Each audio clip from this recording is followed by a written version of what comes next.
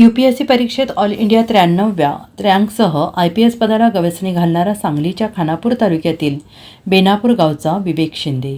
सांगलीच्या खानापूर तालुक्यातील बेनापूर गावचा विवेक शिंदेने UPSC परीक्षेत नेत्रदीपक यश मिळवत ऑल इंडिया 93व्या रँकसह IPS पदाला गवसणी घातली आहे। खानापूर घाटमाथ्यावर विवेकचे जल्लोषात स्वागत झाले। विवेक याच्या या यशानंतर खानापूर तालुक्यासह सांगली जिल्ह्यातून आनंदोत्सव साजरा झाला आहे। विवेकचे प्राथमिक शिक्षण विटा शहरातील भारती विद्यापीठ इंग्लिश मीडियम स्कूलमध्ये झाले। त्यानंतर पन्हाळा फोर्ट इंटरनॅशनल स्कूल आणि संजय घोडावत इंटरनॅशनल स्कूल अतिग्रे येथून त्याने 10वीपर्यंत शिक्षण पूर्ण केले। विवेक शिंदे याने IIT गुवाहाटी येथून सिव्हिल इंजिनिअरिंगची पदवी मिळवली आहे। सन 2023मध्ये त्याने UPSCची पहिली परीक्षा दिली, परंतु अवघ्या 2 गुणांनी त्याची निवड हुकली। त्यानंतर सन 2024 साली त्याने UPSCची दुसऱ्यांदा परीक्षा दिली। आज केंद्रीय लोकसेवा आयोगाने या परीक्षेचा निकाल जाहीर केला। यामध्ये विवेक शिंदे याने 93व्या रँकसह उत्तीर्ण होत भारतीय पोलीस सेवा IPS पदाला गवसणी घालत ऐतिहासिक कामगिरी केली आहे।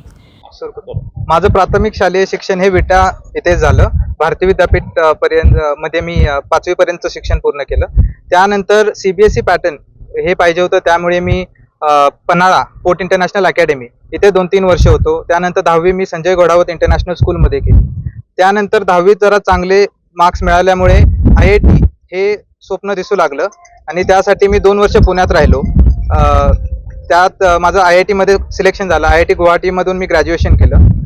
22मध्ये मी ग्रॅज्युएट झालो। त्यानंतर 1 वर्ष प्रिपरेशन केलं। 23मध्ये हा पहिला अटेम्प्ट दिला। त्यात इंटरव्ह्यू स्टेजपर्यंत गेलो, पण शेवटचं सिलेक्शन माझं 2 मार्कने राहिलं। हा दुसरा अटेम्प्ट होता। ह्यात देशात 93rd रँक मिळाला आहे आणि IPS पद हे मिळेल अशी अपेक्षा आहे। या भागातून जो व्यवसाय आहे तुमच्यापर्यंत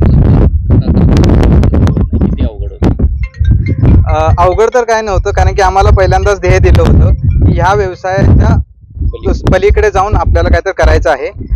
आधीपासूनच शिक्षणावर जोर होता आणि त्यामुळेच IIT मध्ये झालं आणि IIT नंतर UPSC करायचं हे पूर्ण मला क्लिअर होतं। त्यामुळे मी त्याच्या पद्धतीनेच वाटचाल ठेवली आणि आज bureau report SBN Marathi Sangli.